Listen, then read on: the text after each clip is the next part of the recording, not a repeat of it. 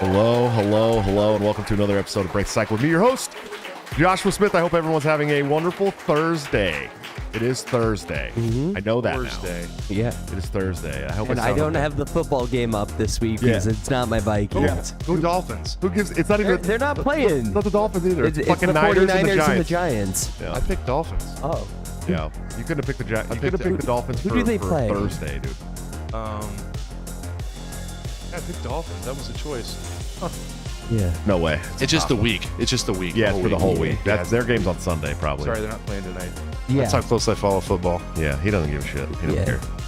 Guys, we got a great show for you tonight. I'm very excited. Of course, before we get too far into it, let's talk about some TopLobster.com, the man, the myth, the legend, my good friend and partner on Break Cycle, where you can get all kinds of great backpacks, hats, hoodies, shirts. I think he's got leggings and stickers and bumper stickers and all kinds of good stuff. Yeah, that's the BTC sticker right there. I don't know where we stole that design from, but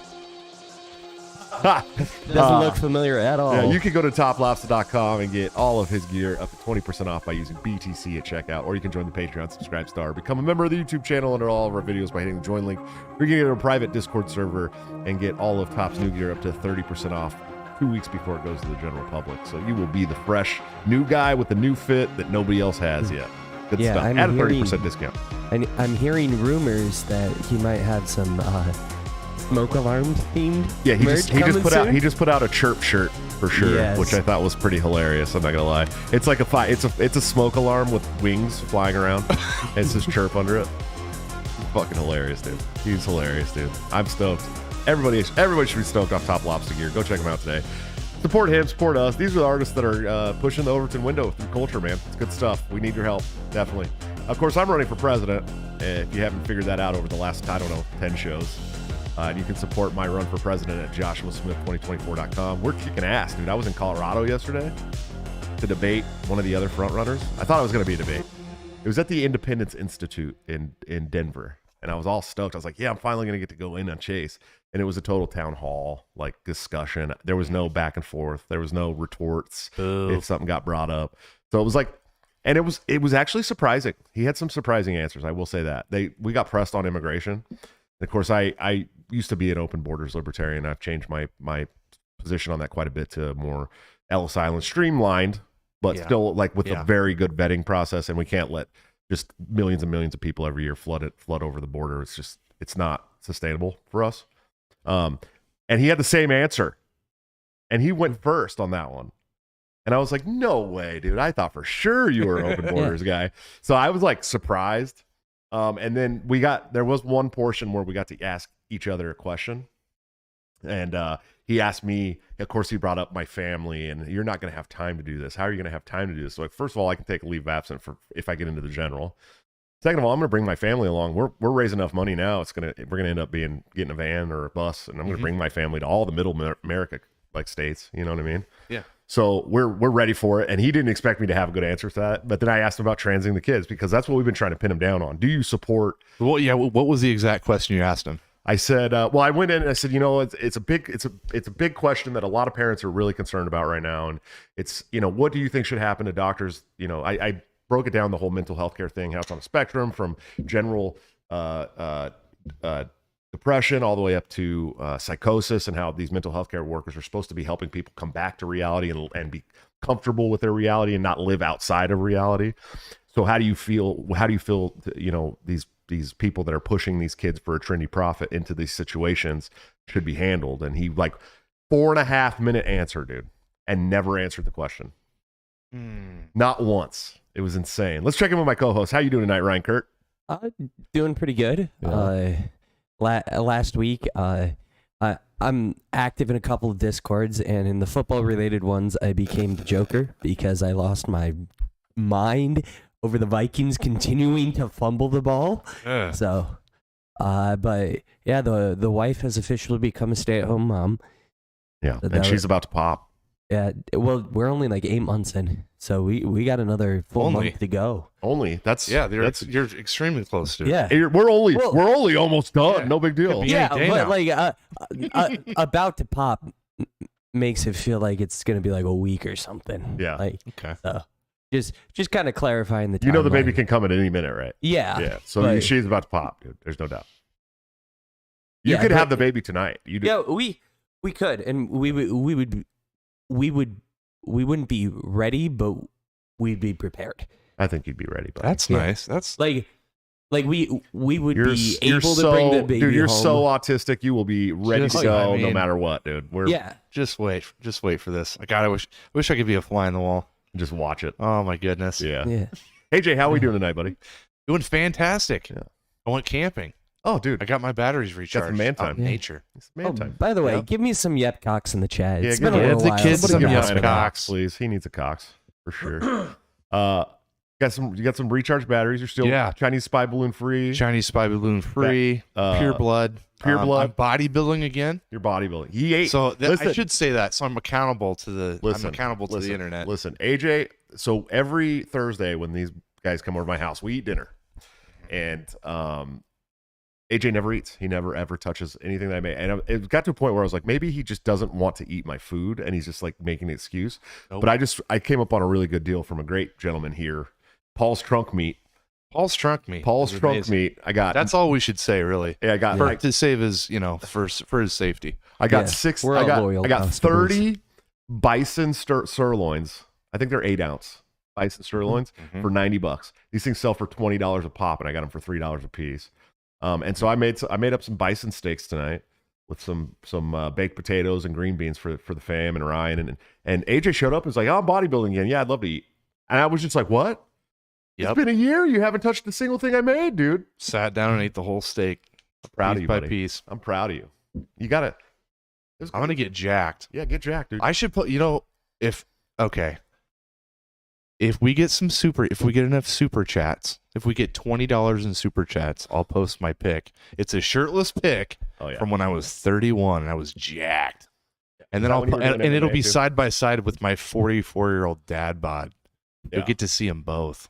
I prefer You'll my. get to cringe. I like my dad bod. I don't care what it is. It's nice. I'm happy with my dad bod. My- I've lost quite a bit of weight. I didn't realize. I took a picture yesterday in my suit. Yeah, it was you clear look that I've like lost it. some weight. Yeah. My gym is giving me 5 free hour-long personal training sessions. So for the next 5 weeks, I'm gonna be doing that. Yeah. No, you're not. You're gonna have a baby. You ain't gonna be doing shit. No, well, pretty much everything has gone as expected with the pregnancy. So basically, around that 5th week is when we expect the baby to be here. Nice. Guys, we got a great show for you tonight. I'm very excited. A good friend is joining us tonight that I haven't had the opportunity to talk to in quite a while. They've had me on their show. I've never had Luke. Luke, have I ever had you? I've never had you on my show, have I? That's stupid. Nope, not yet. This is the first time. All right. Well, we got our good friend Luke Mongoose from the Biting the Bullet podcast. Sir, how are you doing tonight? I'm doing great. I'm laughing at everything's gone as expected and as planned so far in the pregnancy. And I was just cracking up at that. And I'm jealous because you're getting bison burgers for $3 a clip. And Bison I'm in sirloin Phoenix, steaks, Arizona. bro. Bison sirloin steaks. 8 ounce. I Yeah. can't even get the burgers for that much here in Phoenix, so I'm jealous of that. Well, and I think he's saying he's gonna get some ground bison soon too, It's a which hell of I'm a gonna connect. be all over that shit Yeah. because ground bison Oh yeah, burgers are the best. so good. So You throw this, some bacon in there. Oh man, yeah. what's up? So this is motivation for all you people out there to get involved in your local LP, because without our local LP, we would never know. Yeah, we about wouldn't be this. getting free Wagyu skirt steaks and Wagyu flank steaks, sirloins, bavette steaks. the little bavettes are nice too. I had Wagyu bacon. really It was delicious. the carp that I always mess up the cap. What's that? The Brazil cut. Oh, the picanha yeah. steak. The pecan. Yeah, I have big a ass pecan picanha steaks. upstairs. A Wagyu. Yeah, the picanha. flank steaks are 32 ounce Yeah, they're huge. flank steaks. Mhm. They're The huge skirt steak was the best skirt steak I've ever had in my of all life. time. Yeah. Yeah, I teriyaki marinated. You know what I did? I literally sliced it and I stuffed it with butter and garlic, and then I seared it. I did like a reverse sear. So I seared the shit out of it on both sides and then finished it off in the oven. Yep. And it just marinated in this butter and just garlic, salt, and pepper. And it was the That best. sounds bomb. Oh, dude, it was the best thing I ever did. Simple. Luke, tell us about you, man. What you got going on? Fuck, man. I am working like a dog and trying to get out of the city. That's the goal right now. So, Is there's cities in hopefully- Arizona? Yeah, Phoenix, the only one that matters, I guess. It takes over 90% of the population that lives here. So, Yeah, it's crazy, dude. um, Arizona's a yeah. crazy place for sure. It's it's a weird ass place. yeah. It's weird. I've lived here my whole life, besides when I was in the Marine Corps, and I'm like, all right, I'm done. I'm ready to get the hell out of here. Yeah. Move to the mountains. Yeah, I left California for those same reasons. I didn't go to the mountains though. I went to the flatlands, the absolute flattest of the flatlands, right in the middle of Tornado Alley, dude. It's pretty crazy out here. But you know, the cost of living in Iowa is so low. It's so amazingly low. Like it's like 1/10 of California's cost of living. Oh yeah. And if there's a tornado, you just lay our cost flat of on the living- ground. Yeah, you'll be fine. It'll Yeah, go just over lay ya. flat on the ground in a ditch. You'll be fine. Yeah. What's the cost of living in Phoenix is Arizona is going basically up? mini. Yeah, I was like, Phoenix is mini Cali now. We've been saying it for years, but after COVID or after all that stuff happened, and we've been getting wrecked with just the amount of everything increasing. It's been wild. Sure. Speaking of the Marine Corps, I have a gentleman currently that is obsessed with me on Twitter. I don't know if you guys have seen this, but this man is one of the very reasons that it's so hard to start an anti-war movement with the libertarians. Is because there's loser lolberts like this guy who keeps calling me a child murderer and saying that I have no right to run for president because I was part of the child murdering cult of the United States military after 9/11, and I was a lowly fuels guy that fueled jets on the aircraft carrier, and so I'm just this huge giant baby murderer. But never mind the fact that my time in the military is what made me a libertarian. It's what made me anti-war. It's like literally the thing that drove me to be an anti-war activist for almost the last 20 years. And this guy's does that motherfucker pay taxes? Oh, hey, you're funding it. You're funding the child murderers. Somebody You're just as asked him. culpable. Somebody asked him. He said, "Hey, by any chance, do you pay taxes?" And he never responded to that. Of course, But AJ probably had the best retort to that guy. What did you? Yeah, what you my said? take on it was, you're really gonna. He said all veterans. He said no veteran should be eligible for a candidate in the LP. And I said basically to the effect that you're not going to take a defector that has been trained by your adversary, has all the all these people have logistic information, and like you're just going to totally shut all those people out. Like, all the weapons, what a dumb strategic move. Yeah, doesn't make any fucking sense. Yeah, It doesn't make any sense. It is one of the hardest.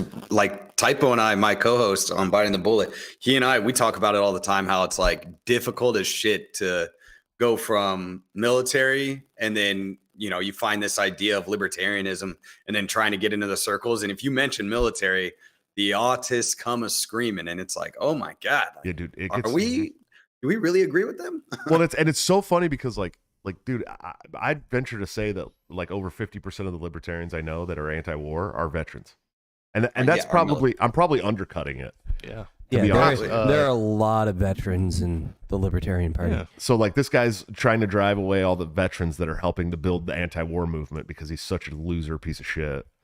And those are the best advocates for anti-war. We have one because running. They've been in war. They understand. Like, it was Ulysses Grant that said, like before the Civil War, that said, I would give up every slave before going to war because I don't want none of these young men know what war is. I do, and I don't want to put a single one of them through it. Right. It's hell. Yeah. Nobody's a better anti-war advocate than people who've actually had a hand in war because they know the cost. Yeah. And it's there's like a huge divide in the Republicans of people that are like pro-war and people that are pro-peace, and the majority of the pro-peace Republicans are veterans, and the majority of the pro-war Republicans have never set foot in the military ever. It's really funny how that works, right? Yeah. Like I watched Saving Private Ryan for the first time this year, and I don't think I'll ever be able to watch it again because I got so viscerally angry that these people were forced into this situation. Like you feel for them because it's awful, and then you get so angry because it's not even their choice to be there. Right. What about you, Luke? Who made you join the military, buddy? Me, because I was done with school. I was like, I'm getting out of here. I want to get on the first flight out of Phoenix. And I was like, I guess the military's calling my name. So I decided to join the Marine Corps. And I was like, get me on the first flight. Now I was a radio operator for an engineer support battalion out in Okinawa. That's where I ended up going. Got to work with EOD a lot in some of the South Asia Pacific areas, which was dope. We actually did a lot of good work there, but it's sad because you go there and you're like, oh, we're doing a lot of good work here, but why is all this leftover munitions in Korea and, Vietnam? And it's like, oh, this says U.S., military on it. And it's like, oh, this is all the shit that we left when we were here fighting other people's wars or our own wars to, I thought it was really funny. take over land or overthrow. We were talking about like how depleted uranium and depleted munitions like that are causing cancer to all these people and stuff. And then I just like read that we're sending a bunch of depleted munitions to Ukraine. Yeah. I was like, wow. Yep. What a lot of help you guys are. That's for tanks, if I'm correct. Yeah. Takes out tanks. Yep. Like 30 millimeter. Yeah. Yeah. That's crazy, dude. I think they put those in the they still fight with Bradleys? I don't know. I've never been in a ground war, bud. I just fueled jets. I just fueled jets that rained hellfire. I think that's the craziest part about this Ukraine and Russia conflict is like it's more conventional as we've seen in the last 80 years, 90 years. Long like time. it's going to be it's just crazy. It's going to be really bad. It's been bad and it's going to continue to get worse. And that's the worst part is just watching people cheer it on, especially here in the United States. I'm just like, are you guys insane? Yeah, like we're so privileged in the United States. Oh yeah. People have no idea. I said this about when because I was I'm an OEF veteran, right? Like Iraqi freedom, enduring freedom, whatever you want to call it. Yep. And it was like when I went to the Middle East, like when I went to the Gulf, in my head, the entire Middle East was just one giant desert, right? Like, oh, we're just turning the desert into glass, right? But that's not the truth at all. Nope. At all. Baghdad is just a giant city, just like any other giant city. And we leveled it. You know what I mean? Like, fucking leveled it. And it's hard to think about that, dude. But it's going to get, I agree, it's going to get worse. And I had this conversation with a guy on a podcast the other day, and he told me, I don't know if you guys watched that clip that I put out from it, but he said, he's a nice guy, but he thinks that we are kind of like obligated to give money to Ukraine because of the bilateral agreement from the 90s with Russia and Ukraine between Bill Clinton saying we would protect Ukraine from Russia. And we're just fulfilling our treaty or whatever. Right. But I answered, I gave him, I think I gave him probably the best answer. He did not expect this. I said, oh yeah, well, the federal government also signed the charter that enacted the Federal Reserve. Should we not rip that up and throw it away and abolish the Federal Reserve? Hell yeah, we should. Because listen, I said the American people didn't sign shit. We didn't sign anything. No. The federal government signed that. But they're using our money to fund these things. Correct. And it's got to stop. And the American people are done with it. So I don't give a shit what we've signed. I don't care what the government signed in my name. I didn't sign it.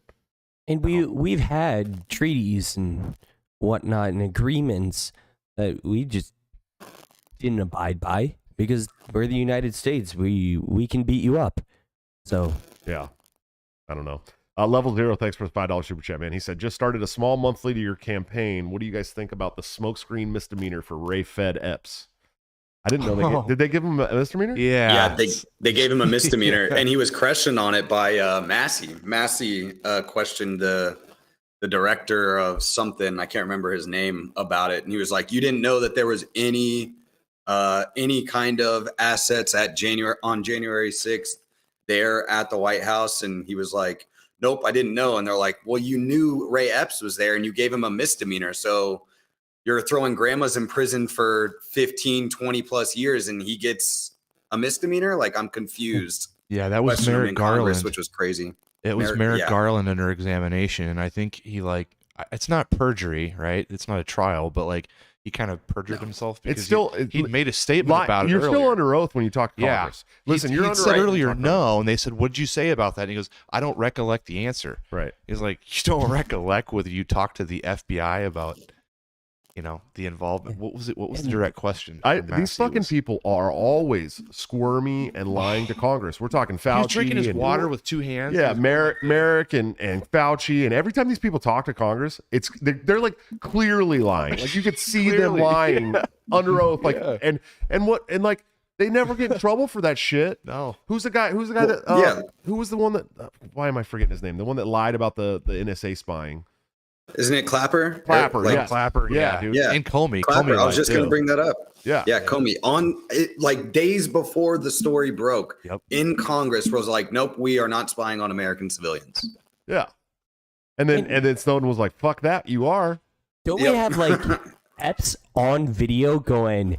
Go inside the Capitol. Yeah, go inside, go storm it. But the guy Capitol. that took the video got like 16 months. Yeah. Did you guys see? There was a filmmaker who just Owen Schroyer. Owen Schroyer got he ended up with Owen 60 Schroyer's days. getting 60 days. 60 days. Yeah. 60 days. So he got more for standing there and recording what was going on, being a bystander, Epps did for than a saying to guy go in, actively inciting. Yeah, that's clear. That's He's clear. clearly a Fed. Yeah, clearly He's a Fed. clearly a plan. Well, and I'll say this, dude. The Owen Schroyer shit pisses me off because the leftists that come and attack me on my Twitter whenever I talk about January 6th, they're like he got arrested and put in jail for that 60. Because I'm like, the guy's going to jail for freedom of speech issue. I mean, that's what it is. It's a First Amendment violation putting him in. But he was convicted of being in a restricted area, right? And so here's the thing, though. But here's the thing. It's so weird because they charged him with being in a restricted area and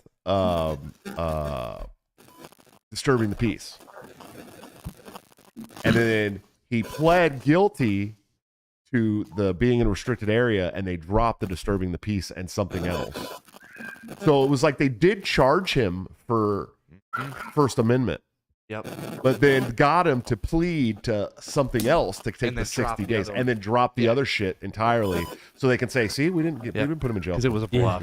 Yeah. I read. Well, and I think 90% of these cases, 90% of cases in the United States are plea deals like that that's the problem is we have this culture where or at least this judicial culture that they stack on charges and charges and charges just so that they can get you to plead to one of the lesser ones. Yeah. So at least they get you and they get a check mark on their fucking When I talk about this, there's not a better performance. example of that than Ross Ulbricht. I mean, absolutely. Ross, they paraded in the court of public opinion as a murder for hire guy. Yep. You know, he tried to have 2 different people murdered on the deep web. He hired Hitman. And then they got him to court. They didn't even charge him with it. And he still got 2.5 life sentences. It's insane. It's absolutely insane that this is how our federal government works, man. What's your Greatest country in the world. Luke? What's your take on the Proud Boys, on the sentencing for the Proud Boys? Did you hear about that? What did they? I missed that. No. Okay, what was their sentencing? Enrique Tarrio, 33 years. the Afro-Cuban leader of the white supremacist group, right? He got 22 years for That's seditious wild. conspiracy. And then Ethan Nordine, Zachriel, somebody else, Joe Biggs. Joe Biggs got, did he get 22? 22 years. For 22 No, 17. 17. 17 Yeah. years, yeah. Joe Biggs 17. Enrique I think 10. Or 12. My take would. Enrique's 22. My take would be that's what happens when you get hired by the U.S. government to do stuff and they no longer need you. Yeah, he mentioned that. He was talking about how he had been an informant for the feds, and he was like, he admitted he wasn't proud of it. You heard about that, right? Enrique. He snitched on a dude, like somebody growing weed, and they put him in prison. He informed on him for the FBI. Yeah. Oh yeah. So that was like in 2012, something like that. It was back in the day. And then he was like selling, because he got caught selling diabetic test strips, like out of a trunk. It was a hell of a deal. So he got pressed for that. Then he became an informant, and then he didn't. I don't believe for a minute he infiltrated the Proud Boys. I don't think that's what happened. I think he was in a fraternity, and they came a knocking when it went political. But Joe Biggs went inside. He was inside. he pissed in the bathroom and left. Everybody's taking selfies. There's another guy that was in a Hawaiian guy. Oh yeah, Nick Oakes. Nick Oakes had already been sentenced. He's doing 4 years. I don't know. It's just I just don't. I think they're going to get pardoned. I don't think it's going to be Biden that's elected. Whoever's elected, whether it's Trump, whether it's somebody else, I definitely think they're going to get commuted sentences or win on appeal or something like that. Everybody's getting vandalism charges. For the fence stuff and kicking in the windows, and they're getting vandalism charges. But anybody political, they're giving 20 years to for seditious conspiracy, and it's just insane. I don't know. Along those same lines, did you see that all of the people charged in the Whitmer conspiracy? Oh, that's right. Conspiracy Yeah, they all got acquitted? released. They all got released. Yeah, we're gonna get Brandon back on. Yeah, we should have. He knows Brandon all back on. about that. I had a talk with Brandon the other day. So yep. Yeah, he sat in prison. He sat in jail for 1.5 years. Yeah, he did 18 months. 18 months. Yeah, did you know that the judge told them that they weren't allowed to say entrapment during the trial? Like no one was allowed there was to like say a the full. word entrapment. They had like a full gag order on them for all kinds of shit. Yeah. Fucking Insane. crazy. It was like something crazy too. Like 12 of the 15 people involved were Informants or feds? Like we're straight up. Yeah, feds. there was more feds than targets in the group. Yep. Mhm. Yeah, they had Brandon to Insane. a field training day, he's a handgun instructor, basically, firearms instructor. So they, hired him or paid him or whatever, and to come to this group and train them. And so he was under the auspices that this was a legit group, and there's, none of them were federal agents. He knew that was a possibility, but never really sniffed any of that out. And they had no evidence on him whatsoever. He was just rounded up with the rest of them. That's crazy, dude. It's pretty wild. That's fucking nuts. I don't even. And they very strongly encouraged him to take a plea deal. Of course, that's what they always do. Yeah, They always so do the DOJ has like a 99% conviction rate because they basically tell everybody to take a plea deal with it. Tyler Brockhouse says Luke's actually gay. In case you were wondering. That's my co-host. He's my little guy. He's like okay. 5'5". So He says it's because of genetics. So yeah. it's like you didn't choose it. It just kind of. His dad is a giant, so he has no excuse. Oh, his dad is taller damn. than me, and I'm 6'1". He only squirted half the sperm. And He was the Danny DeVito part of the twins.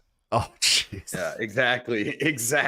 Typo. That's Danny so that's DeVito type. part. That's typo then. What's up, dude? Yeah. Do you see how messed up his name is spelled? Like that's why he's a typo. We have a friend. This is- We have a friend that we grew up with named Derek, but his name's spelled DERRICK or so. It's like spelled really weird, right? Yep. And we always would spell it wrong on purpose, constantly, because he'd get hella mad. And I'll never forget we were like in a fantasy football league or something, and my friend John Marshall like spelled his name wrong purposely, and he's like you spelled my name wrong, Dick. He said, no, your mom did. And it was like hilarious because it was true, Like, she fucked it up, not me. I don't know what you're talking about. It was pretty funny, dude. That's amazing. What else? What other topics did we have to talk about? We're done. Good show, guys. I mean, the jet, the jet, The F-35. How are we gonna forget the We can't jet? forget About the jet, dude. F-35. We can't forget the jet. This is crazy. How do you? I'll pull up Marine the AP. So we can get pull some- up the AP. I'll and let's fact get check the- you on Yeah, this, let's but- fact check the shit. How do Yo, the pilot parachuted into a residential neighborhood. Wouldn't that be cool as shit? Yeah. yeah, that would be a lot of fun, dude. I don't know. That'd be pretty dope. Mom! I'd be yelling at him to get off my property. Hey, what the hippity hoppity You motherfucker? fucking fed, get off my land. Yeah, man. Look, I don't. How do you lose an entire? Wasn't it actually the pilot that stole it though? So it was in autopilot.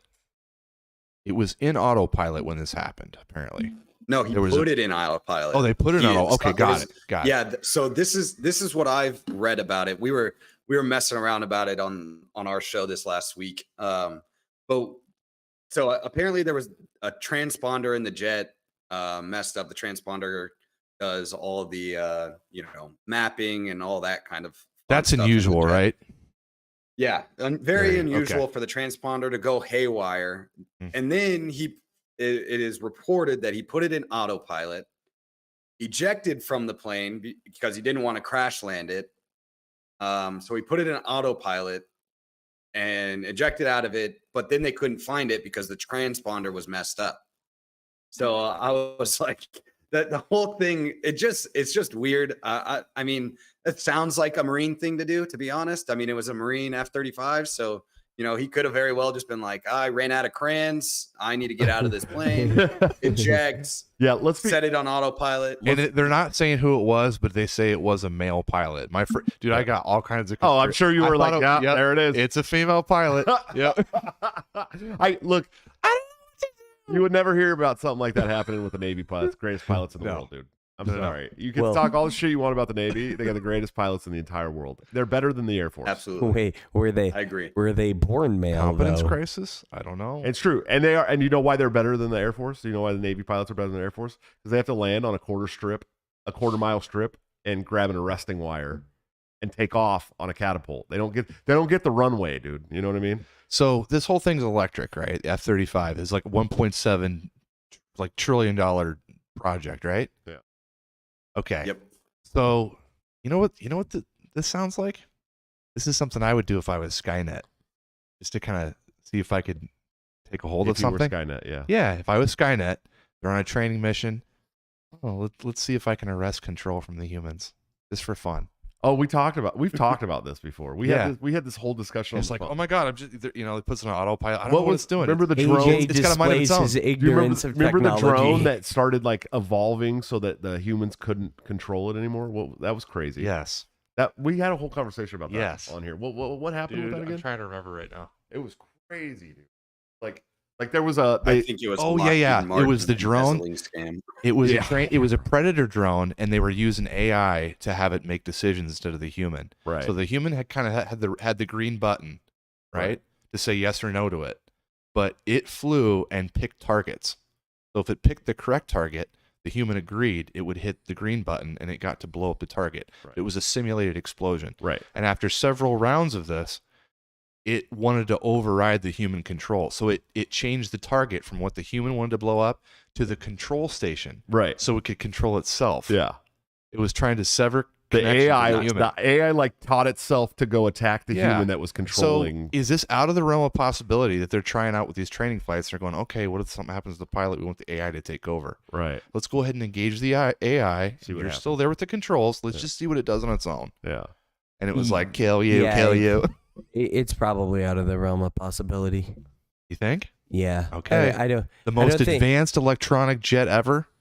Yeah, Okay. I don't think they have the sufficient enough technology. Imagine giving the most advanced electronic jet ever to the Marines. That's just smart. Well, That's smart. yeah. Wait, we're a department of the Navy. Yeah, We take off on the those- girls department. Okay, no, that saying goes the opposite. That saying goes the opposite There we way. go. Come on. You guys don't got Navy SEAls, bro. What are you talking about? I know you were talking. You were talking No, about. we have MARSOC. They're you're- better. yeah, They yeah. don't write Oh. books after their things. my goodness. Oh. We were no. It was funny because you were bringing up EOD, and that's what I wanted to do when I was in the Navy. And so when I was in the Loved it. when I was in the boot camp in Great Lakes, I started going to this thing called the Dive Motivator. It's like where you get ready for special ops. Mhm. And within a week, I was like, yeah, this ain't for me. I'm all set. Yeah, dude. I was just a radio operator. I just got to work with them. But they were trying to get me to go and join in with them. And because you have to be an E5 in the Marine Right. Corps to go EOD. And I think you have to do it in the Navy as well. The only branch that doesn't require it, and they actually have the highest mortality rate, I think, is the Army, which makes sense. Well, the Army has is known for having some of the craziest EOD techs as well, though. Yeah. Like that they Yeah. just don't give Well, a yeah, shit when about you themselves. can when you can go in at 19 and you're like, yeah, I explode bombs for a living. Yeah. Like, makes Yeah, sense I that they have totally some of the would've done that. craziest. Yeah, some of the Navy guys are crazy because the Navy OD has to like be diver. You have to learn how to dive too. You have to be a dive Yeah. guy, and so because they can do like water mines and shit, it's like a Yep. whole different ballgame. And we had like Really Fuck dope. that. yeah, when I was on the Constellation, we had like you have like a EOD mobile unit on the carrier, and they essentially like these guys were fucking crazy. Like there's a SEALs unit and like a EOD mobile unit, right? That like live on the ship and don't do anything unless something happens. Like all of us had jobs, right? Yeah. Like, we all have jobs. These guys are like sitting They're around like, playing nah. fucking spades all day, and they wouldn't use shower shoes in the shower. Like they just didn't care about themselves at all, dude. Like you're gonna tell me on a carrier with 5,500 guys, you're not gonna put some shower shoes on before you go in the shower? You got a death wish, dog, for sure. No doubt. I found what I one would of- do in we're the snake army. eaters. What's No that? sandals in the shower either. One of my favorite conversations I had with one of the dudes, I was like, so what's it like actually like? Because we do a lot of throw some C4 on it and walk, 100 meters away and explode it from there. Right. of That's course. what we did a lot of. But in Iraq or in Afghanistan, when they actually had to do stuff when they weren't doing that anymore, I was like, what's that like? Like, that's got to be one of the ultimate rushes. And he's like, honestly, it's pretty calming because I either do my job correctly or it's not my problem anymore. And I was just like, damn, It's true. that's savage. It's very true. That's very true. Yeah. EOD guys are nuts, bro. Like, a lot of people talk about the SEALs and like all these other special ops teams, but like EOD, EOD are they're the the craziest. I mean, you got to have nerves of steel, dude. Nerves. You got to of be in touch steel. with the dark side if you can just know that you're And- fucking be Thanos snapped Yeah, at any immediately. moment.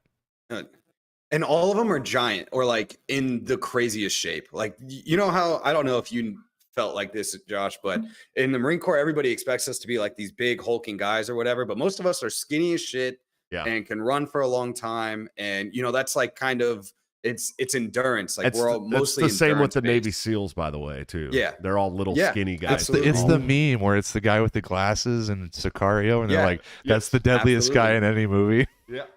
Yeah.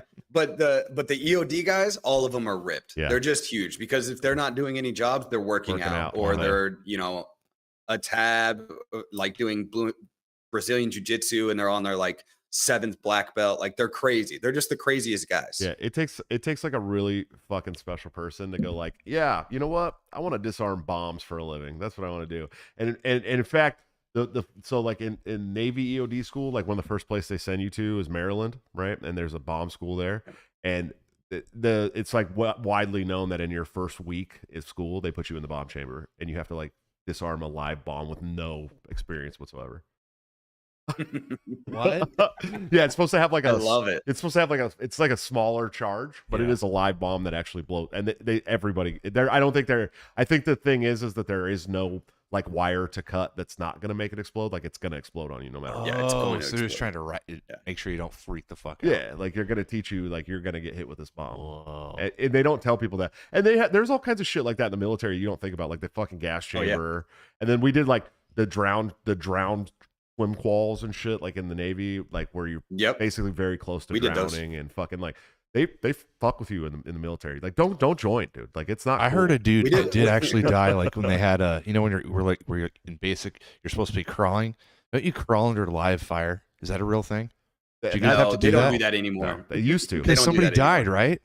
Probably. Yeah, probably It's more than happened. one. It's also Yeah. it's also like very famous in what's that movie? Oh yeah, it's in Full Metal Jacket, I think. Platoon. Full Metal Jacket. Platoon. yeah. They did it too. Yeah. I think. And Platoon, I think Yeah. they did Yeah, it. they in both did it. Platoon, Yeah. Platoon's The one of the Hollywood great- staple. But like Go ahead. we did an IED range, like what's it called? Patrolling with an IED range, and they set off little IEDs on us all the time, and that's Jesus. one of the scariest things that you'll ever experience because you're on a military base and yeah, it's training and stuff like that, but you don't know what's going to happen. And then all of a sudden you have this boom and you're like, oh, Ducks. I have dust in my eye. And usually they filled it with white powder or something. So then you're all covered and Oh yeah. you become a casualty and then it's just wild. And Mass casualties. I was also with, and then I was also with Artie. And Artie, those guys are scary to work with because most of them are dumb. I've heard that. And they're great people, but some of them are just not the brightest. We almost got fired. I was at the COC, so like I had the commanders and stuff with me. I was a sergeant. I was an E5, so I was like leading the radio team. We were getting ready for a workup. I was getting some other guys ready for a workup because they were about to deploy to Iraq, and I was getting out of the Marine Corps. And we had a mortar team that was part of the artillery battalion almost fire on our own COC. They were probably, I don't know, 100, 150 meters on another side of a berm from us, sending mortars to our position. It was insane. Like, hey, And I thanks was- guys. it's- Thanks a lot. Holy Yeah. shit. Yeah. I wonder how Yeah, Pat. I wonder that how makes Pat your Tillman butthole died. pucker. Yeah, I right. wonder how Yeah, Pat Tillman died. exactly. Yeah, I think Danger that's close. a whole crazy story. Yeah, I think we all know. I think we all know. That's the a truth. sad story. It really is fucked. Like really bad. I've never heard the story. Pat Tillman was likely killed by almost he was. 100% Oh no, I think positive. it's Yeah, proved. Yeah. it was Yeah, blue it's on blue. proven. He was killed by our own, And they covered it up. his own team. It Basically, was friendly fire, and they fucking lied about it from day one, and then they had to unravel it later and be like, "Oh, by the way." Like, Yeah, and worst way to he's fucking like handle a it ever. yeah, he's a cult hero here in Phoenix too. Oh, So sure, yeah. because he was on the Arizona Cardinals, he went to ASU. He left his contract with the Arizona Cardinals to go to the military during after 9/11, and we killed him. and then he got killed by friendly fire on a special operations team. And- Which is and- insane. And like from what I understand, he was like behind a rock, like screaming, like I'm on your Yeah. side. What are you doing? And they just kept firing on him. Yeah, That's fucked up. dude. yeah, it's crazy, and that's why you don't join the military. Yeah, like, don't look, do it. this is one of my biggest things since we started our podcast and everything was like we want to let people know how it is in the military, and almost none of it's good. The only good parts out of it that I got is a great liver. I found that out real quick. And I met some of the best friends in my life, and I became extremely anti-war. And I don't know if I would have been like that if I never joined the military. Yeah, but I could. I that's may all still it be did like for a me. fucking hardcore neocon if I had not ever joined the military for sure. And some of my best friends, like lifelong friends, came from the Navy for sure. And then the other part was like in the Navy, I got to go to all these countries I never would have got to visit as a 18, Yeah, 19. that's a year old cool kid, part, too. Like I got to spend Yeah. a week in Australia. You know what I mean? Like who's got Yeah. $1,600 for a flight to Australia? You know what I mean? Yep. And so Yeah. and I got my daughter. You know, my wonderful daughter Kaya. Wouldn't have had her if I hadn't joined. So I mean, there's positives, but the negatives are really bad, very bad. Yeah, they're really And- bad. And you should not join the military. You really shouldn't. You should And until we shouldn't force people. until there's a president that is the commander in chief of the United States of America who signs an executive order directly stating that he will no longer direct the military into war without an official declaration of war by Congress. Don't join the military. That's listen. You guys want to talk about fucking I boycotts? mean, can you believe that's a big ask? Yeah, let's here. Yeah, isn't that Can crazy? you believe that's controversial? Let's talk about boycotts. You know, the Republicans and the conservatives, they really like to talk about these boycotts over certain issues, right? What's any of these corporations, none of them are as bad as the current corruption of the federal government's military games, right? And like so if you guys really want to like boycott something, boycott the military, dude. Like seriously, until they decide, I don't know what just happened to my camera. Holy shit. What'd you do? That was a crazy one. That was wild. I fixed it. Until we have a commander in chief that literally will no longer use, you know, this open-ended authorization for use of military force that's wildly illegal and wildly unconstitutional. It ends up being a blank check. Boycott it. It is a blank check for military, for war all the time, for you know, drone bombings, random Yeah. weddings. And, Yo, you can find somebody to fight with 24 hours a day in this world. yes. If you want to go fight somebody with your weapons, you'll find somebody. Here's my listen, a lot of people are really worried about my campaign, like, oh, you get rid of all the military. No, I'm not gonna get rid of the military. I'm gonna bring them home and feel a lot safer. They're protecting our home. Yeah. But here's the other thing too. Like, okay, so people are like, well, and I had this conversation with Austin Peterson on a show. He's like, well, what about international spycraft? We have to have something in case there's a threat internationally, right? I want to use letters of marque and reprisal, right? Which is what Dr. Paul talked about when he was running for president. It'd be much easier for us to go to like a contracting group, right? Like a group of mercenaries, like 10 of them, and be like, here's money. I'm listening. Here's money. This man needs to go because he's a direct threat to the people of America. We've gotten wind that he is going to actually carry out a terrorist attack. Here's your contract. This is what you'll make. Please make this threat go away. Then we don't have to send, you know, billions and billions and billions of dollars in military equipment into countries that don't want us there. And they just go and handle the threat and it's over. Yeah, and it actually helps the economy of Yeah, it those other stimulates countries. the economy. Exactly. Yeah. I hope the DICE software engineers are listening to this conversation right now. I want to get a video game based on that. The letters of marque and reprisal, dude. Yeah, let's make a video game like that. Yeah. It was like, it was I a mean, big thing. Hitman exists like That's essentially what Hitman is. I support it. Like if that's how you got to take out like direct threats to the United States, the people of America, then use it. But don't we don't need to be sending billions of dollars and thousands of military personnel and all this equipment to all these countries. Last Taco Bells on planes. Like it's ridiculous. It's time to end it. It's time to end all that shit. It's done. It's over. I don't know. What do you think, Luke? Should we shut down all the military bases? Yeah, every military base in a foreign country. Could you imagine if Russia or China had a whole bunch of military bases in Mexico or Canada? Like that just wouldn't fly. Like the United States wouldn't. We would go to war with Mexico the next day. Well, if Vivek gets in power, we'll be going to war with Mexico anyways. Doesn't China have something in Cuba? Huh? Doesn't China have something in Cuba or South America? I don't know. They probably have something in South America, but it's not directly on our border. But like just in general, like could you imagine? Like we have. Could you imagine a British air base in I don't know Salt Lake City? Like that, it just wouldn't happen here. And the fact that we can do it in other countries is insane, and also goes to show that we're not just. That's when people say, we shouldn't be policing the world. We do, and that's what other countries pay us for, and that's why we give them what we give them. And it's horrible, and we shouldn't be doing that. I disagree with it completely. We need to bring everybody home. I'd much rather have troops here in the United States to be able to fight if we have anything here ever. Which it's never going to happen. God forbid we ever do. It just doesn't make sense for anybody to ever try to overtake us. The best way to overtake us is to subvert our politics, which, I mean, China might be doing a pretty good job about that. Russia might do a good job about that. The communists have been doing it for years. They've been doing it for decades. Decades and decades. But I've been talking a lot about this as well. Like who's going to attack America? Here's the thing: if the world is so dependent on our economy, like all around the world, right? Oh, absolutely. So like if we were to say, okay, we're going to end all these stupid fucking conflicts around the world, we're going to bring all our troops home, we're going to stop sticking our nose in all these things, but what we will do is we'll sign a diplomatic trade agreement with any country that can benefit the United States people, and we'll trade with you freely. What country's going to go, oh no, we don't want to trade freely with the United States of America?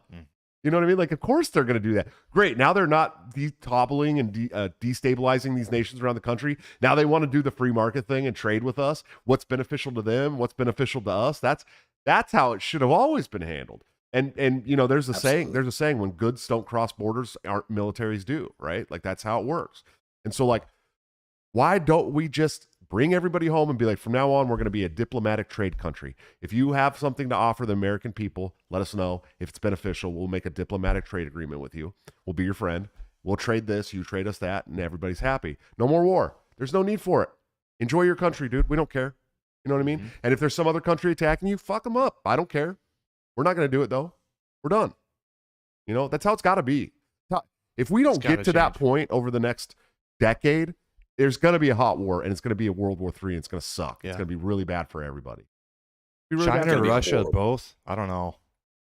Well, I've been having a lot of foreign policy talks with Scott Horton for my campaign. Mm-hmm. Obviously, I want to make sure that I get it right. And I want to give full credit to Scott Horton because my limited knowledge of foreign policy was always, overshadowed by my passion and fervor for anti-war politics. But he knows, he's a Rolodex. Yeah. For every single thing in that's ever happened in the world as far as foreign policy goes. And we've been having this conversation a lot, and he's of the mind that like we will have a hot war with China if we go to war with them over Taiwan, and it'll be bad. He had a guy on a show who runs these military war games for a living. I mean, he's been doing these for military high up general or something. I don't remember his name. And they've run this same scenario over Taiwan like hundreds of times, and we lose every time. And not only do we lose, we lose like thousands and thousands of lives. China gets 20% more domination over the Pacific, which is really what they want anyways. They don't want America. China doesn't want America. They don't give a shit about America. They just want a little bit more influence in the Pacific. Like 5%, they'd shut the fuck up. There's no doubt about it. Here's the thing is like China's got this, we're always talking about China and they're growing their economy because they've gone to this capitalistic mindset. China's economy is a giant Ponzi scheme. It's really, it's absolutely. really trash. Like they have one of the worst economies and they're just lying to everyone about it. There's hundreds of millions of people in China that are poor and broke and destitute, eating bugs in the street, dude. There's entire cities that have been built by the government that are completely abandoned, dude. Out in the east, completely abandoned. Nobody lives there. And Taiwan is a tripwire for war with China. That's all it is. And I'll keep saying this. And I don't care how many people. I just got shorter. What's your opinion on Taiwan as being like as China claiming Taiwan? First of all, we've never recognized, the United States has never recognized Taiwan as its own country. Right. Okay. Never. It's Not always, once. We've always recognized it as the one China thing, right? But and I had this talk with Scott. I wasn't super aware of this, but since Nixon, we basically were playing the big scary friend in school, right? Where it's like, all right, China, listen, don't mess with Taiwan because we might defend them. Right. And then with Taiwan, we were like, hey, Taiwan, don't mess with China because we might not defend you. And that's always worked.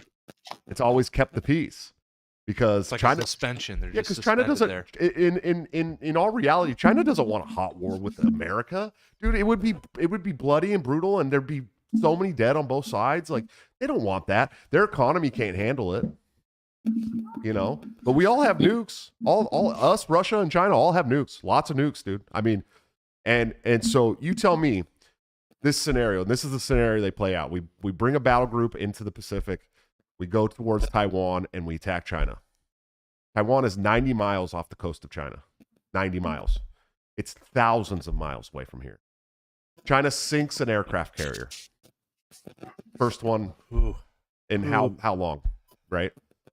Sinks an aircraft carrier. What do you think Joe Biden's next step is? Jesus, dude. Sinks an aircraft carrier. 5,500 people, American sailors dead. Pilots. Yeah, it's dead. full war. You mean what? And everybody what would cheer Ron for it. Klain do? I mean, Joe Biden's not going to do anything. Well, Joe Biden would launch a nuke. I mean, yeah, it'd be a nuke. under his command. But like, It would be a nuke. who would make the decision? And then about China what Joe would Biden start does? launching nukes back, and we've been poking our finger in Russia's chest, pushing them to China, right into China's arms. So Absolutely. China's going to go, hey, Russia, America's ready. Let's do this. So now we've got a war against China and Russia, all over a rogue territory that is not ours, by the way.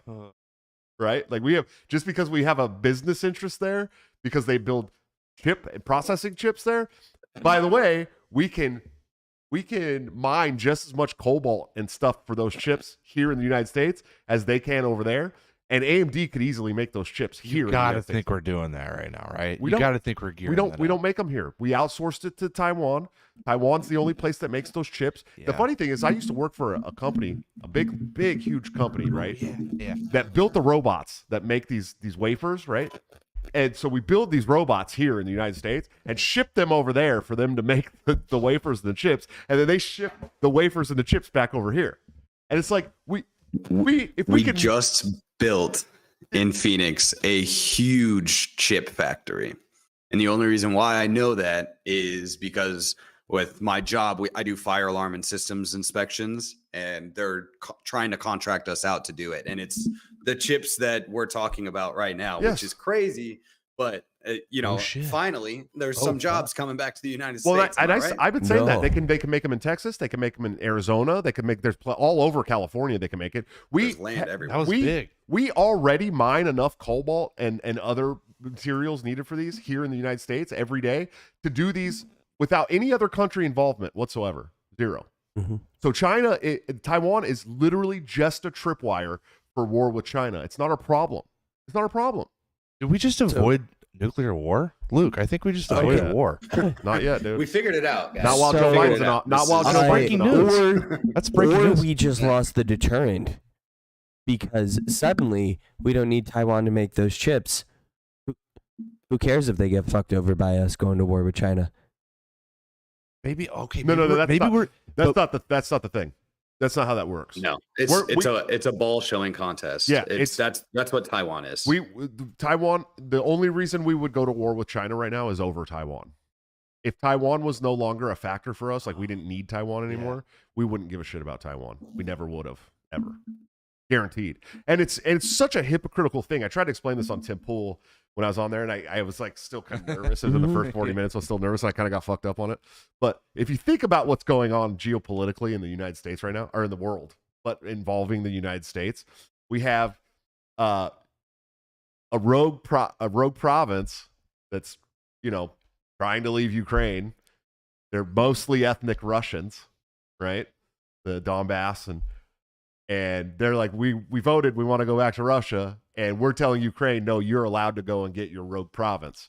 Meanwhile, we're telling China, right, that their rogue province, Taiwan, that's ethnically Chinese, that don't want to be with China, right? That they can't go get. Yep. They can't go get their province. Stay with your kind. Yeah. Yes. It's the most hypocritical geopolitical scam I've ever heard of in my entire life. It's literally all about resources. It has nothing at all whatsoever to do with it's a proxy war and resources, dude. So like in one hand, we're gonna do whatever's right for the resources. On the other one, we're gonna do whatever's right for us to have that proxy war with Russia that we've been trying to get for I don't know, decades and decades. Actually, I think they're min-maxing. And the worst part about it is East. the proxy war is because of private companies. Because private companies from the United States own that cobalt, own all that material and everything else, and those chip factories. And they are telling the United States, no, it's cheaper here for us, so you better keep it, not China. It's really funny because I had this conversation with Austin Peterson on his show too, where he's like, well, don't you think that the American military should protect like overseas, like American business interests? And I said, no, of course not. Any business in the world has to have their own like cost and risk analysis, dude. And if you're gonna go and do business somewhere where you have to transit the Straits of Hormuz past Iran and their Scud missiles, you're taking on a lot of fucking risk there. A lot. And that's something that you should probably think about. Maybe you should do whatever that business is that you're doing there in the United States. I suggest you call Eric Prince, Blackwater guy. He might have some help for you. Yeah, no shit, dude. Or you could move it to like South America. It's just like, look, it's you. If you decide that you want to do cheaper business overseas, you should assume all the risk for that. We're Americans. Absolutely. We want American businesses. We want American goods. And if we can diplomatically trade with other countries, fine. But if you're going to take your business, that's an American business, and go overseas and do business overseas in some shithole, right, where you have to transit places that are scary for Americans, you're assuming that risk. Not the U.S. federal government, not the U.S. American people. You, as a business owner, are assuming that risk. It's not our job to protect you over there. It's our job to protect you over here. So if you want to keep your business in America and make American goods and then trade with other countries, fine. If you want to make American goods and keep them in America, fine. But as soon as you start doing business in another country, it's you're on your own. You have to hire your own security forces, buddy. Good luck.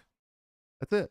Absolutely. The free market will provide. It's pretty simple. I don't understand why people think that the U.S. military has like all this like obligation to protect like business interests and resources in other countries that aren't ours and civil wars around the world that we're not involved in. Like, where did we ever get this obligation to do these things? I know a lot of it's United Nations, or I'm sorry, NATO. I don't know why I said, but a lot of it's NATO. Yeah, UN, same shit. No, NATO. It's a lot of it's NATO. You know, we're like the biggest contributor to NATO, right? So if we pulled out of NATO, NATO would be a lot like pretty fucked, anyways, which would be just absolutely gorgeous to see happen. That needs to be like a day one thing for any president. Oh, we're pulling out of NATO. If I get elected, it's a EO. We're done. We're done with NATO. You failed in your personal life. You will succeed in office. Pulling out. Did you catch that, Luke? Did you hear that? No, I missed it. He said, "Where I failed in my personal life, I will succeed in the office of president by pulling out." Messed up, dude. Funny though. That's Good joke. awesome. Good joke, dude. We're gonna bully you into having another kid in like the next 6 months. Don't worry, buddy. I mean, yeah. Hell yeah. I mean, the timeline will be. I don't know if you've been watching the Like- show, Luke, but Ryan's about to have a kid, and so like the first, I don't know, 6 months he was on the show, he's telling me and AJ, "Oh no, we have to wait till my wife has paid off all of her we have to pay student off the loans. loans, and we're gonna wait." Yeah. And they're like pushing 30 now. He's pushing 30 now, right? And I'm like, we bullied him into procreating early. Like right now is when we would have been trying. But yeah, he said we literally bullied the fuck out of him until he No. came to me one day and he's like, "Okay, we're having a baby." I was like, "Yo, yeah, dude, No, that's what I'm talking about." I was on You the bullied show. him 9 months early. It was mid-show when I found out Yeah, he found out while he was here with in the show. Aiden yeah. Mathis. That's Yeah. awesome. And Yeah. he That's yeah, awesome. me and AJ bullied him into it because Yeah. because as somebody who just had a baby at 39 and is about to have another baby at 40, don't wait, man. Just do it. Just do it now. We just hit fast forward on it. That's all. Well, it was listen. The birth rate is in a huge decline in the United States right now. We were talking about this in the debate yesterday or the town hall meeting. Well, you know, one of Chase's like plans to fix the dying birth rate was to immigrate a bunch of people or like migrate That doesn't a bunch of people work. over. Huh? That doesn't work. Fuck. I know it doesn't work, but also you got to remember that Chase is gay and can't repopulate the world anyways, right? No, he so of course can't. that's his like thing, right? He's like, well, we just got to migrate people over. No, motherfucker, we got to make babies. Yeah. He can. He just has to suck it the fuck up. Yeah, no shit, right? You can Yucky, import surrogates. yucky. I told Chase yesterday. I told Chase yesterday, like, because I've hung out with Chase several times, and even yesterday, he's like super nice, right? He's got he's nice. He's got this campaign staffer that like wished death on me recently on Twitter.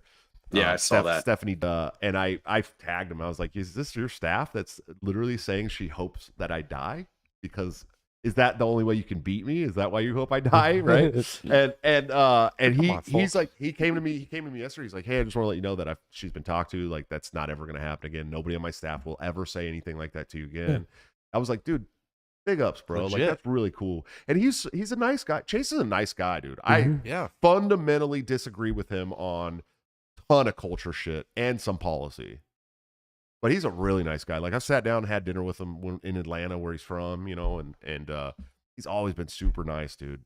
And he does get a lot of shit because he's trying to appeal to the progressive side of this movement, and that just we as right wing guys know that just doesn't fucking work. It's a strategy. It's a strategy. It's It just is a bad certainly- one. Right? It's certainly one of the strategies of all time, you Yeah. know? It is. It's It a is a strategy. strategy of all time. There's no doubt about it. A successful one, no. And I know that personally. I've tried to reach out to the progressives, and I used to be a little Lolbert and be like, "Oh, we gotta worry about racism and this and that, and we got LGBT rights." And it's like, nah, motherfucker. We are only talking about individual rights, dude, from now on, because that's what's important. Are you telling me that? Are you telling me that you have to have LGBTQ rights? That means you're not human, because we're just talking about human rights here, buddy. It's all one thing. It's all one thing, right? And so we have fundamental disagreements, philosophical disagreements, and of course culturally huge disagreements, right? But man, he's a nice guy. He's really cool, and he did good. He did actually did pretty good in the town hall event. I think his answers were pretty canned, like written out ahead of time, And I just don't do that. It's not how I work. I can't do that. If I write out shit and then try to like remember it, I'll go in there and sound like the biggest dumbass ever. I have to come off the cuff. I have to like. Because you're trying to remember what you wrote down. Yeah, instead of just saying what I Yep. want to say, right? And Yep. like, and I think that's why I'm doing so well in this presidential race now is because I speak straight from the heart all the time. It's always directly from my heart. I have no canned responses to anything. Like, I know what I want to say. I know what the politics are. I know what policies I support to fix these things. But I'm never going to tell you the same way twice. You know what I mean? It's always going to be the same policy. But it's never going to sound the same twice because it's always from the heart. It's not a canned response. I'm not practicing this in the mirror. I'm literally sitting down. We did that space with Josie the other night, Josie and Clint. Yeah. 2.5 hour space, by the way. Yep. And I got home from work, like cooked dinner for my family, and sat down in front of the mic and went. I didn't do any preparation or anything for that. I didn't know what the questions were going to be. And there was like audience questions and like This is just who I am. This is how I'm gonna compete, and this is what we're gonna do when we get into general too. You know what I mean? Like I'm not gonna go out there and like I don't need a speechwriter, man. Like this is who I am. That's good. It's all powerful, like passionate. I think that's what stuff. people have been looking for. Yeah. Like, to be honest, I think that's why Trump did so well. To be quite honest, in 2016 was, I get it. He did have a lot of speech. He did have that speech writing and things like that. He had some of that, but the points that he did the best was when he was just swinging from the hip, like he was just going after it. And that's what people loved about him. And I think that's what your campaign is doing. And like people are like, yeah, I just want people to speak honestly. I think there's a lot of smoke and mirrors in just life in general these days, whether it's people's employers or even family relationships. I mean, the last few years, everything's gotten so crazy, especially culturally, that everybody's walking on eggshells. And there's a lot of people that are like you and like me and how Typo is and your co-hosts are. And we're just like, I'm not going to just tiptoe over everything I want to say. I'm going to tell you how I feel, and then we can go from there and we can work on what you want to hear. But yeah. I can't, I'm not a filter guy. Yeah, no, not at all. And I think, 100%. I talked about this in the town hall last night too. I said, I don't have canned responses or anything like that because I'm just a blue collar guy, dude. Like I get up just like everybody else, and I put on boots like myself, just like everybody else, and I go to work just like everybody else, and I raise a family just like everybody else, and I've been through the family law system, and I've dealt with the plight of being an American middle class family man. Right. And like, there's so many of us that have felt that, but like nobody in this class, right, like thinks that they can like do what I'm doing right now. And I think that, that's another thing that resonates with people is like, oh, he's just like me. We've been through the same shit. And he's actually going out there and doing this stuff. And I hope that it inspires people. I hope that it inspires people like better than me that have been through this stuff to step up and do these things too. Run for Senate, run for Congress, run for your local school board. I don't care. But you can do these things.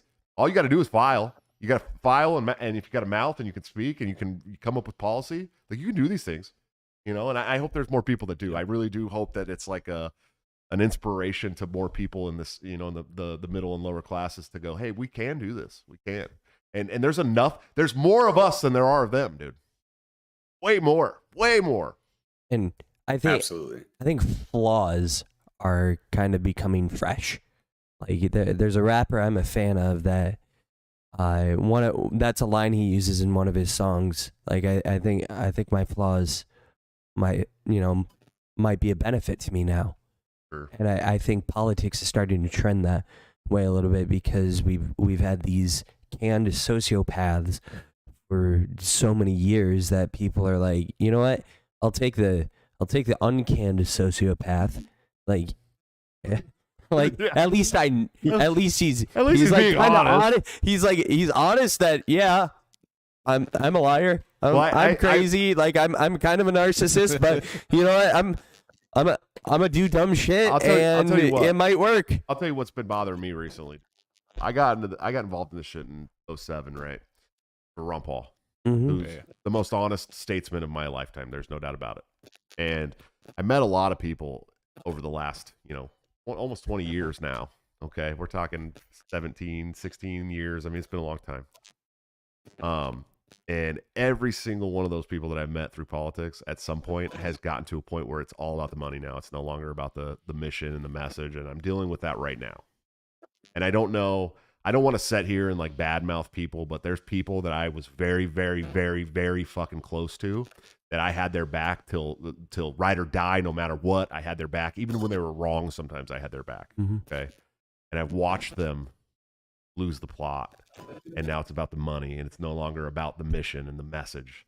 And that's the worst part about politics, dude, is that it corrupts the fuck out of people to a point where it's like they get this power complex, right? And like, I've never had that, dude, because I have a 5-foot Italian wife that tells me what to do. Okay.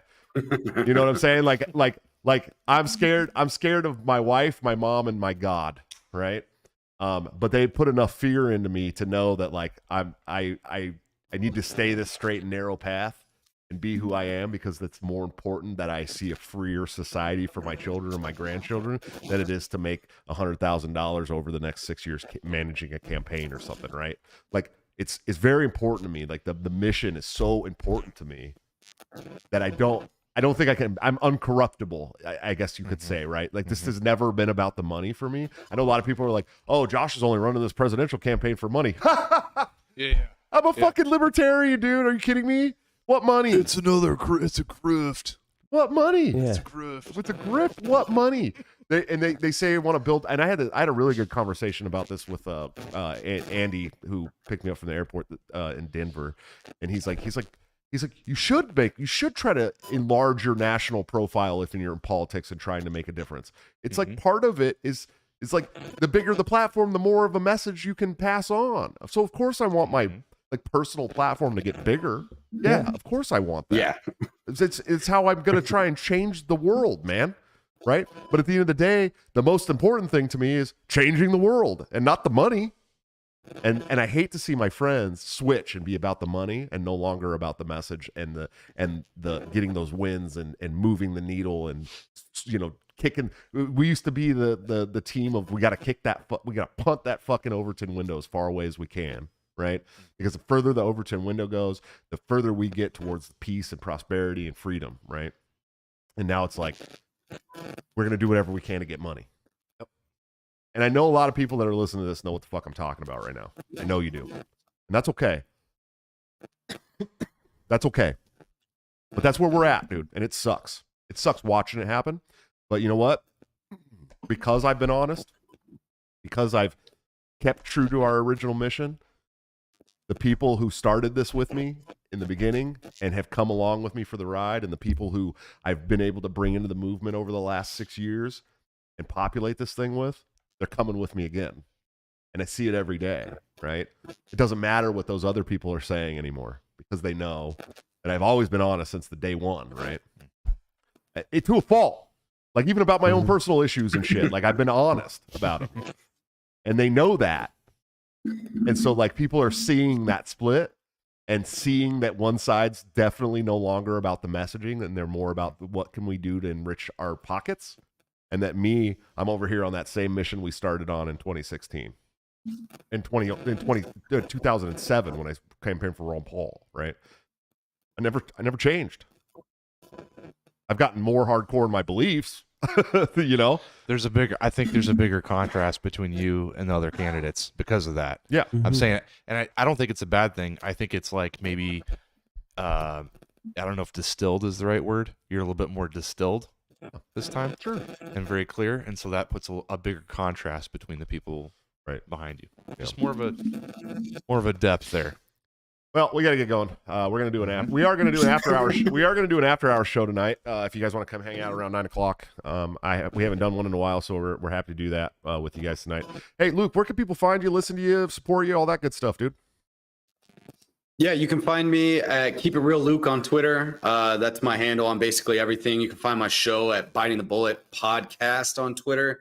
I also do another one with Adam Nutter, Samuel Urban, Kyle Matovic, and my buddy Typo. What a cast, dude. That's dude. It's just like a fun one, you know, kind of a comedy. Like we just riff off each other. It's called 5 Till Midnight. That's on every Monday. So that's the big one that I'm trying to push right now. So if you guys check that out, that'd be really cool. Oh yeah, man. Well, thanks, Luke, for coming on, man. I really appreciate you. You're more than welcome to join us in the after hour show if you want. That's where you can say the F word a lot more. It's a lot of fun. Okay. You got anything before we go, Ryan? I mean, follow me on Twitter at BulldogGamer28. Like, comment, subscribe, share the show. Sharing it, commenting helps us in the algorithm. It helps us get this show out to more people, and just helps spread the message. AJ? FJB. Yeah, say for tonight. Yeah. FJB. I like it. Yeah. Guys, go follow me on Twitter, Joshua at large. Of course, you know I'm running for president. We have a $10,000 hard cap goal for the month of September to get invited to the South Carolina debates on November 11th. We are about $1,600 away from hitting that goal. So please go to joshuasmith2024.com and help us out where you can. You can also find a form to volunteer there. You can figure out how to become a delegate so you can come and basically give one of the most impactful votes you could ever do in politics by voting for me to be the nominee at the national convention, because 1,100 people choose the nominee. That's one of the most impactful votes you will ever have at the national level, period. So check out my website. There's a tab there called Become a Delegate. Tell you all about how to do that. And of course, email us. Let us know if you want to volunteer. We'll get you right into the chat. We got a great team, man. Lots of great people on the team. I'm stoked. Guys, we'll see you on next Thursday. I was going to have my buddy Chris Coffer on Thursday, who does he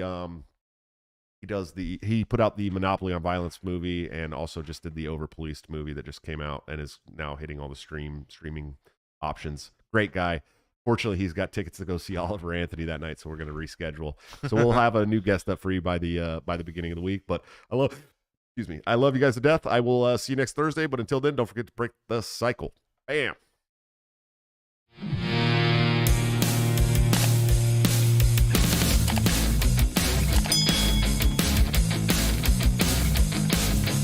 Due to legal reasons, I just have to explain. The lyrics of my last song may seem to contain a violent call to action in the verse and refrain, but I just landed in Minecraft. The helicopter part was in reference to GTA 5 and the things you do. So any violence you commit, I am not an excuse, because I just landed in Minecraft.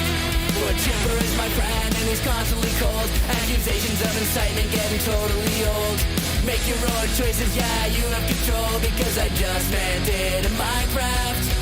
Obviously, I would never advocate force unless there's due process and a trial, of course. And if you're convicted, we will make you a corpse in Minecraft, just in Minecraft.